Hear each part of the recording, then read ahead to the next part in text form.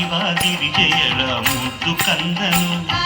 ಹೆಜ್ಜೆ ಮೇಲೆ ಹೆಜ್ಜೆ ಇಟ್ಟು ನಡೆದು ಬಂದನು ಸದಾ ಶಿವಗಿರಿಜಯರ ಮುದ್ದು ಕಂದನು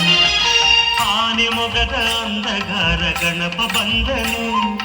ಆನೆ ಮೊಗದ ಅಂದಗಾರ